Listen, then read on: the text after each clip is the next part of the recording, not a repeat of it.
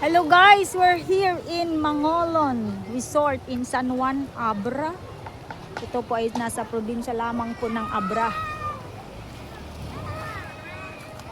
At ito guys, ito ay isang portion pa lamang ng area dito sa Mangolon. Lahat dito natural waters, bodies of water. Ito yung ang source of water dito ay galing sa ilog. Pagka mataas ang kanyang level ng tubig, pwede kang magbangka. Ayan guys, so may bangka.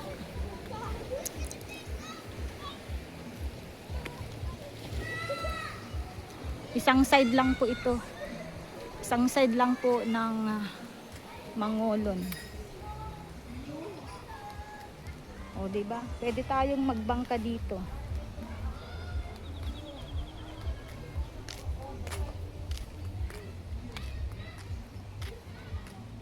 Yan. Ito ang mga bangka, guys.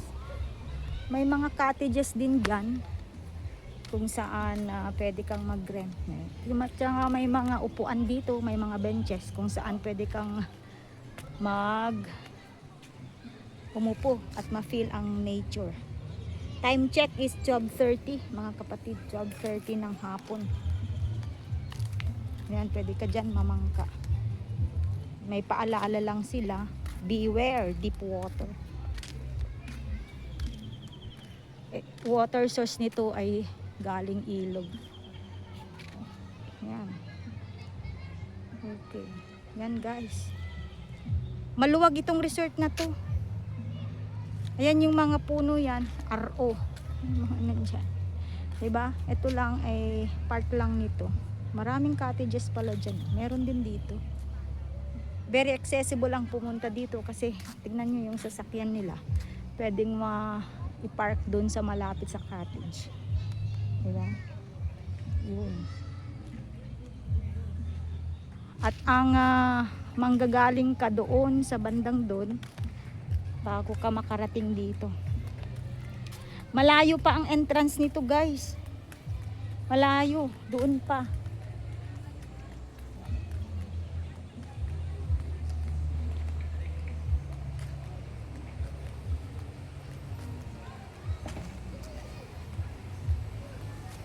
Malayo ang entrance nito. Pero accessible. Pwedeng motor, tricycle, 4x4, 4 wheels. Pwede. Rough road yung bandang dyan.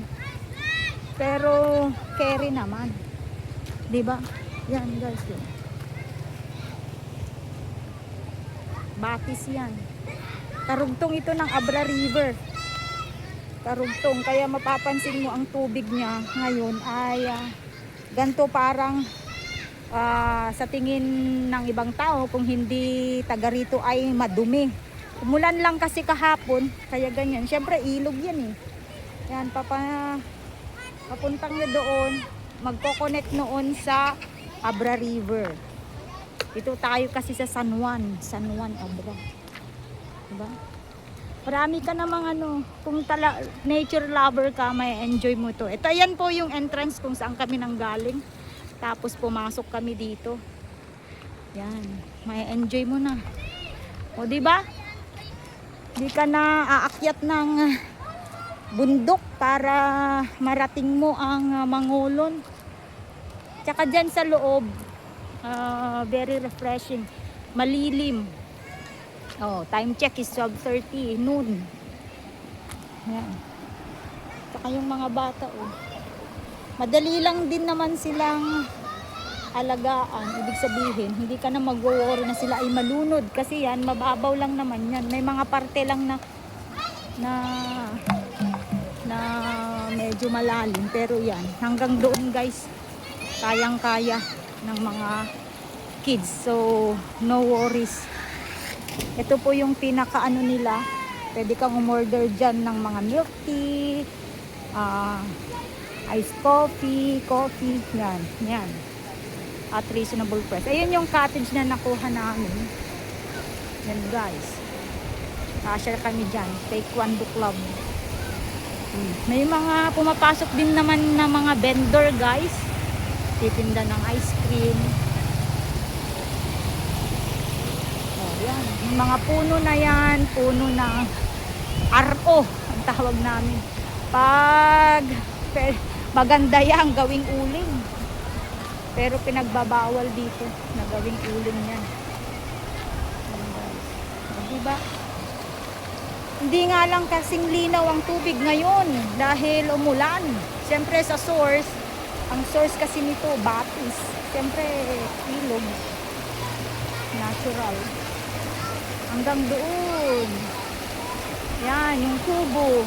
Yan, sana yung kukunin namin pero may nakauna sa amin. Yan, si kuya. Sagmamanumot deta kuya. Ay, wala. Agorder dan to no, malpas daglang. Yan, 25 pesos yung ice cream. Meron din kubo doon. Yes. Ang ganda. Isa sa mga napuntahan kong resort dito sa Abra na maganda. Hindi ka na mababahala sa chlorine. Yung tubig guys, hindi yan putik. Ano kasi yan, yung pinanggalingan niya ay bukal. Siyempre umulan kahapon, kaya ganyan.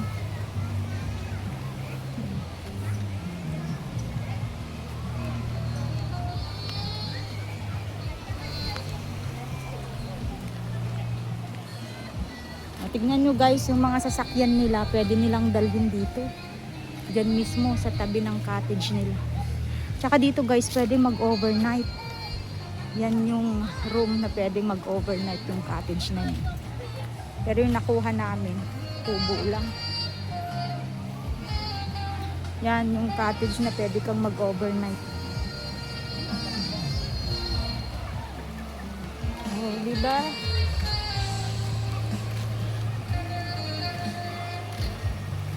Ito yung cottage guys. Ang gaganda ng mga plants ano.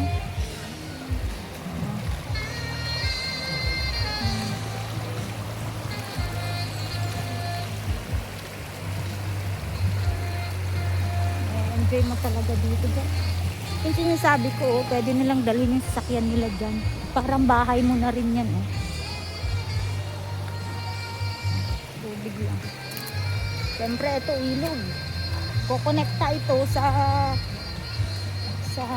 pinakadulo nito.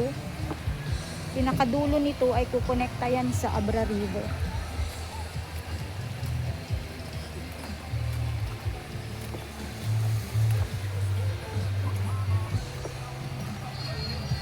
O, diba?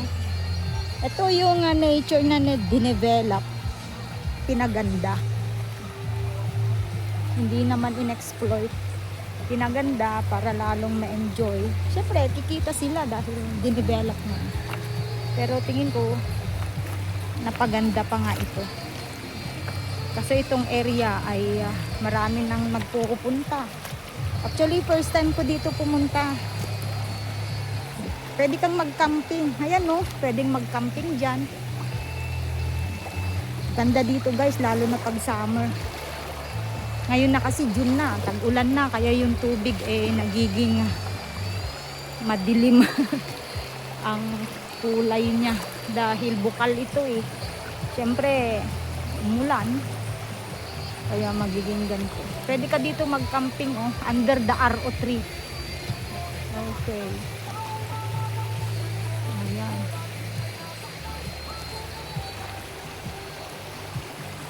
Ganda no guys.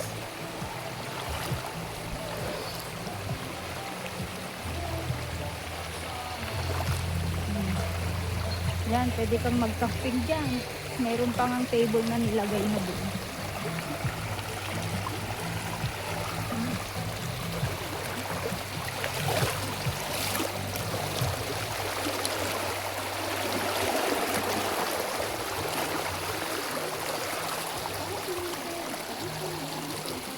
Ang ganda.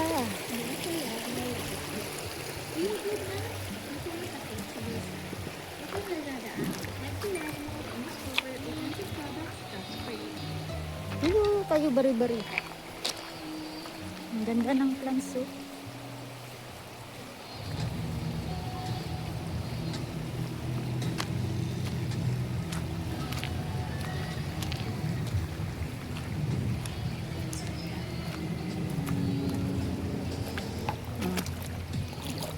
Kung matatanong nyo kung may isda dito, syempre meron.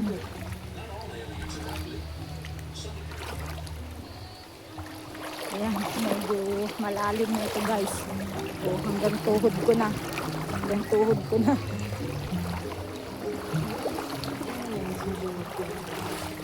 Maliligo nga ako mamaya.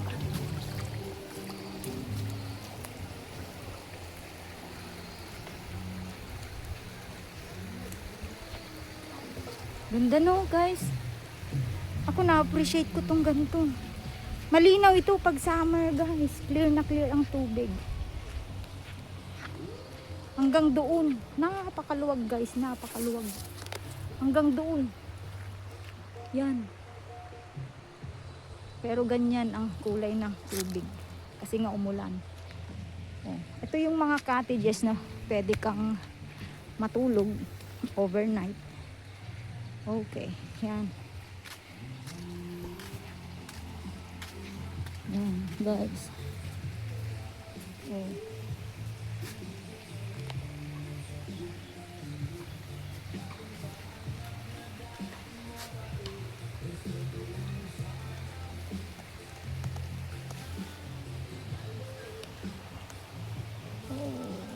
What a lovely nature. Diba? Ang galing ng kalikasan guys. Kung alagaan natin, magbibigay din siya ng magandang pagkakitaan, magandang kung saan ka magre-relax.